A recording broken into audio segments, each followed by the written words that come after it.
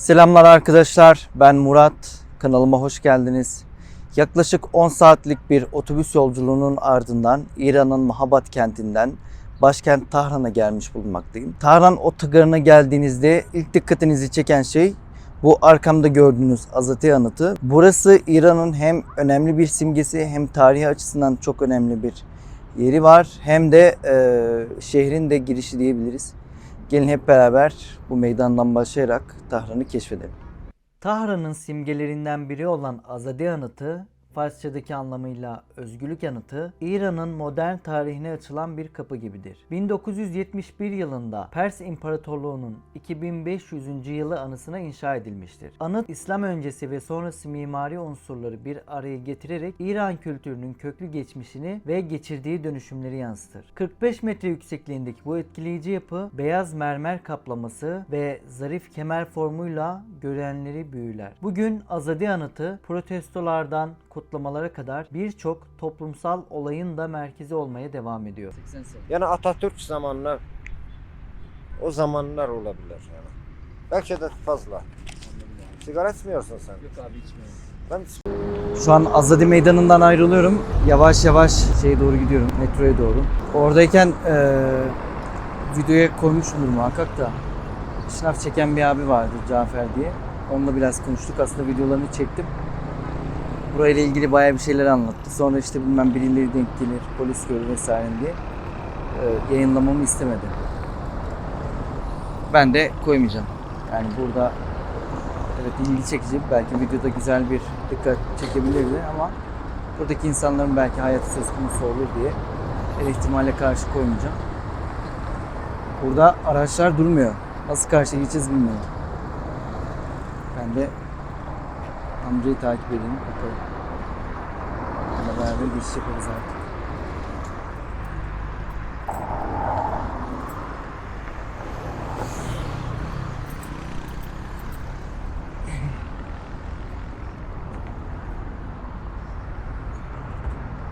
Maalesef ki burada insanların yayınlara yol vermesi konusunda ciddi bir sıkıntı var. Türkiye'de böyle değil. En azından yaya geçitlerinde daha saygılılar. Burada yok. Sıkıntı. Bir burayı sevmedim o konuda. Gerisi okey diyebilirim şimdi. Bir de sıcak. Çok sıcak. Burası Tahran'da bir metro istasyonu. Aşağı doğru gidiyor.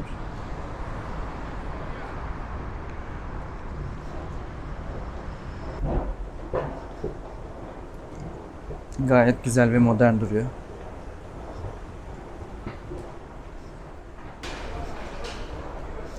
Bir an kendimi Gayrettepe metrosunda hissettim.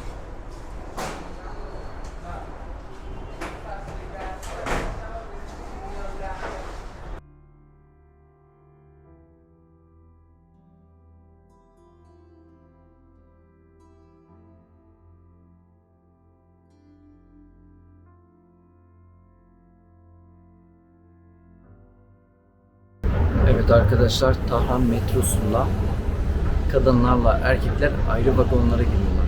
Yani ikisi aynı vagona falan girmiyor. Erkeklerin vagonu ayrı, kadınların vagonu da ayrı. Yani bir şeriat ülkesinde bu olması gerekiyordu ama şimdiye kadar da çok şaşırdığım bir şey yok bunun dışında.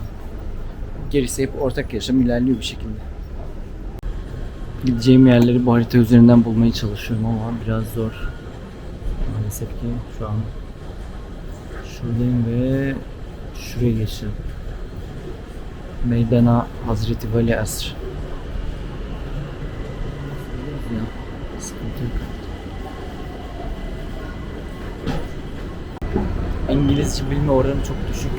Tahran'da Urmiye'ye göre Türkçe ve Kürtçe bilenlerin sayısı da çok az. O yüzden Farsça bilmediğim için İngilizce anlaşmaya çalışıyorum ama İngilizce bilmedikleri için de anlaşamıyorum. Yine çoğunlukla kendim çözüyorum.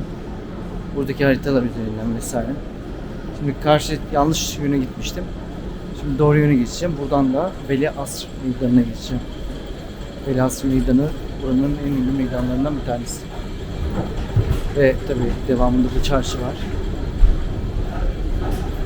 Bakalım artık.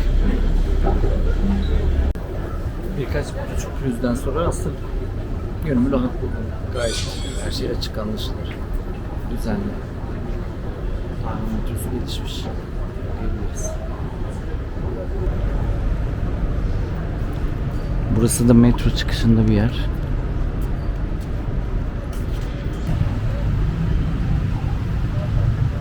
Burası Valiasr Meydanı. Bu meydandan böyle farklı yerlere yollar açılıyor. Karşıda bir otel var yanılmıyorsam.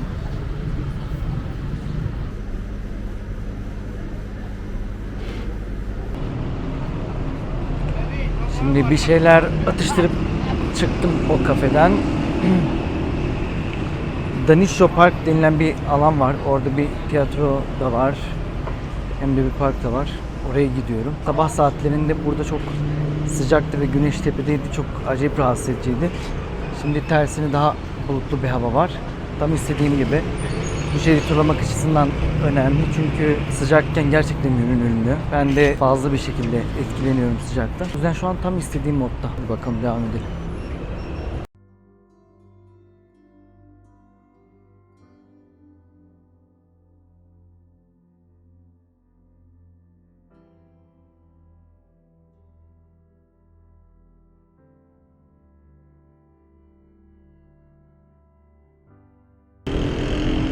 Bak, bu yoldan otobüsler geçiyor.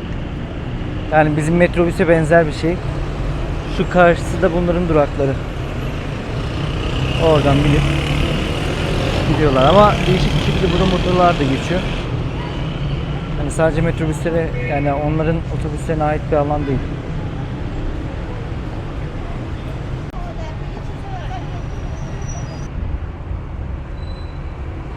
Tahran'da başıma bir şey gelirse bilin ki trafikten gelir yani. İnsanlar araç kullanmakta çok bilinçsiz. Ve insanlar, şöyle söyleyeyim, şoförler zaten kötü ama yaylar da bir o kadar rahat. Gayet geçiyorlar, sanki biri duracak da bir şey yapacak ve yoğun trafiğin içerisinden. Şaşırıyorum. Ben hızlıca geçerken onlar rahat rahat geçiyor. Evet, şu an Danisho Parkı'ndayım. Size göstereyim.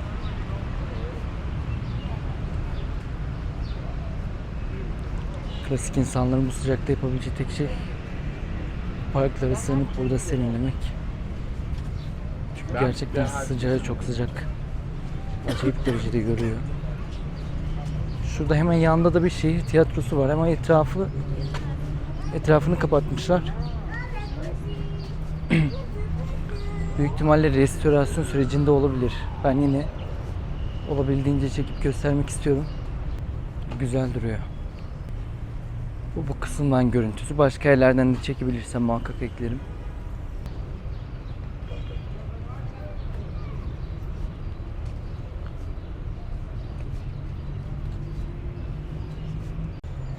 Burada bu parkın aşağı çıkışında da böyle bir kanal var, su kanalı.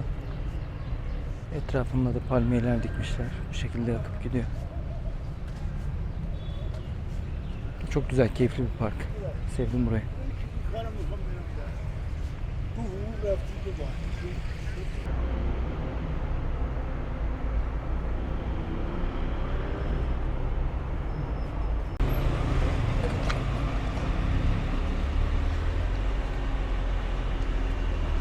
Burayı görmeyi çok istiyordum gerçekten çünkü çok hoş duruyor. Süslemeleri olsun, mimarisi olsun. Eminim ki içi de güzeldir ama maalesef ki herhangi bir yerden girişi yok ve tadilatta büyük ihtimalle. Burada başka bir bina var. Dikkatimi çekti. Mimarisiyle cidden bir farklılık yaratıyor. AVM diye tahmin ediyorum ama gidip bakmak lazım. Şuradan bir giriş var ama yanılmıyorsam otopark girişi olabilir. Ve ön kısımdan bakacağım artık.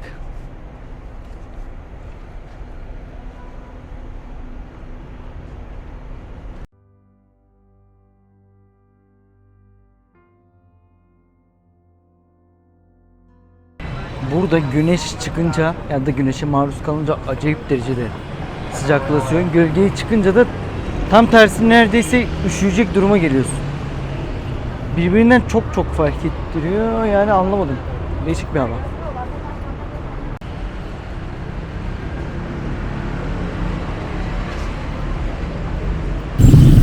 Şu kaosa bakar mısınız ya? Ya İnsanın başı dönüyor ya. Motorlar birbirinin içerisinden geçiyor, otobüs var, insan var. Üf, sıcak bir de. Gerçekten acayip. Çok fazla motor var ya. Daha önce bu kadar motor bile Tayland'da gördüm. Şimdi de burada görüyorum. Çok fazla. Bakın bakalım. Her yer motor. Motordan geçilmiyor gerçekten. Burada şeyi fark ettim. Çok az sayıda market var. Yarım saattir etrafta market bakıyorum ama gerçekten bulamıyorum. Sebebini bilmiyorum. Ben mi bulamıyorum yoksa gerçekten de az mı var? Çok çözemedim.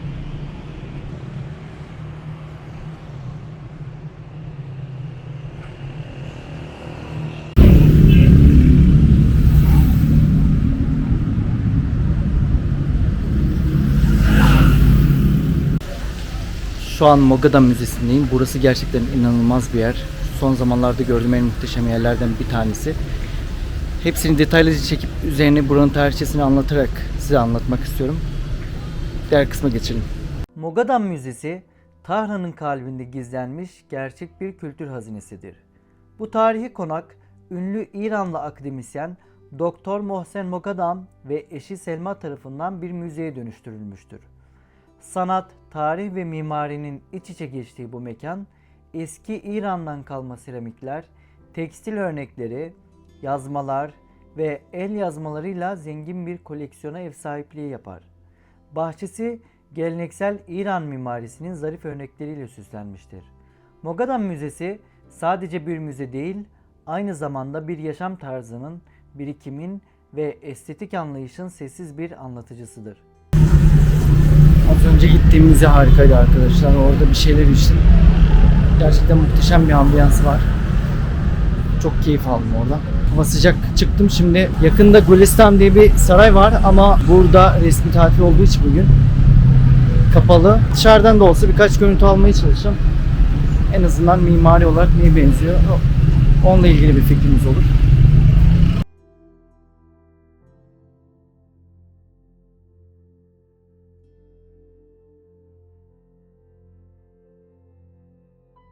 Arkadaşlar şu an Hasanabad Meydanı'ndayım. Burada muhteşem binalar var gerçekten.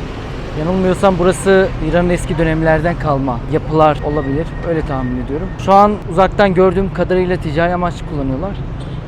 Hepsini şimdi izleyebilirsiniz.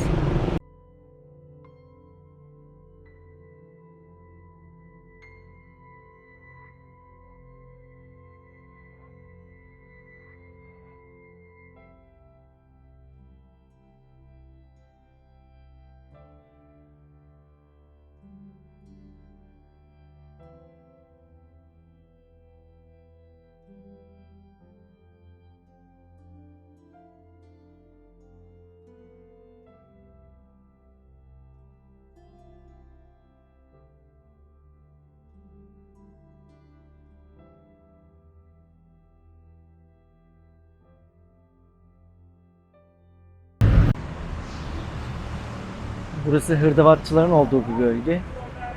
Şurada bir üst geçit var. Bu üst geçitten çıkıp karşıda şehir parkı var. Bu parkın içerisinden Gülistan Sarayı'na gideceğim. Yalnız burada mesafeler biraz uzun maalesef. Ama yapabilecek başka bir şey yok. Mecbur bu şekilde ilerleyeceğiz. Evet. Burası da Hasanabad Meydanı'nın bağlı olduğu caddelerden biri. Şu yan tarafta bir yürüme yolu var. Güzel. Şu kısmın planlaması güzel. Ben beğendim. Tahran'da yeşil alan hiç fena değil aslında ama yetersiz. Çünkü gezdiğim ve gördüğüm kadarıyla bu yeşil alanlar bu nüfusa yetmiyor. Burası çok sıcak ve insanlar bu sıcaklardan korunmak için bu parklara akın ediyorlar. Yeşil alan yetersiz gibi. Ama olan da gerçekten çok güzel. Bütün parkları çok beğendim. Parkın şöyle bir girişi var. Biraz Gülhane vibe aldım burada. Gülhane'ye benziyor. Yine etrafta banklar. İnsanlar burada. Dinleniyor. Keyifli bir yer. Ben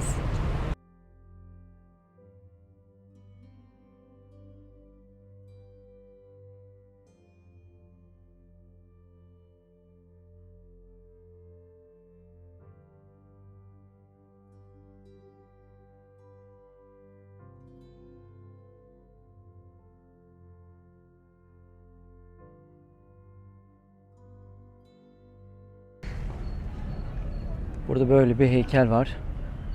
Anıt olarak duruyor ama çok bir şeye benzetemedim ben. Aşağıda bir resim var. Büyük ihtimalle bu İran devrimiyle alakalı bir şey olabilir diye düşünüyorum. Şurada da fıskiyeler var ama şu anlık çalışmıyor. Şehrin diğer taraftan buraya girişi var. Gayet güzel, düzenli bir park. İnsanların da burada keyfi yerinde.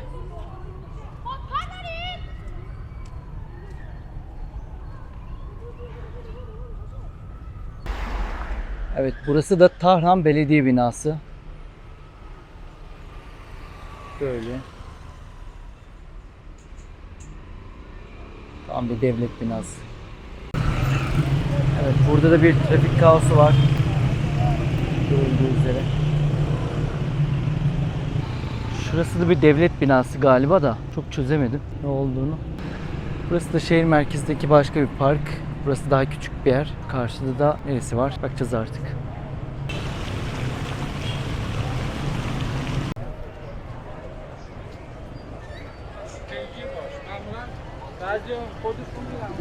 Burası da Tahran'da bir alışveriş merkezi. Çok ciddi bir insan kalabalığı var.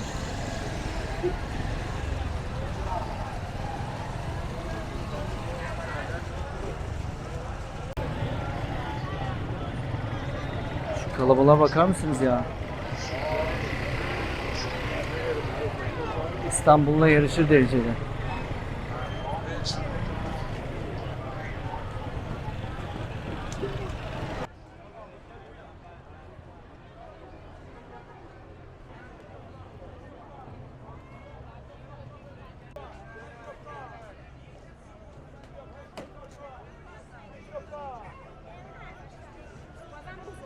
Tahran'da gözaltına alındım ve polisler çektiğim videoları sildi. Bu yüzden bu videoyu burada bitiriyorum. Gözaltı sürecimle ilgili ayrı bir video hazırladım. Merak ediyorsanız eğer açıklama kısmına link bıraktım. İzlediğiniz için teşekkür ederim. Başka bir videoda görüşmek üzere.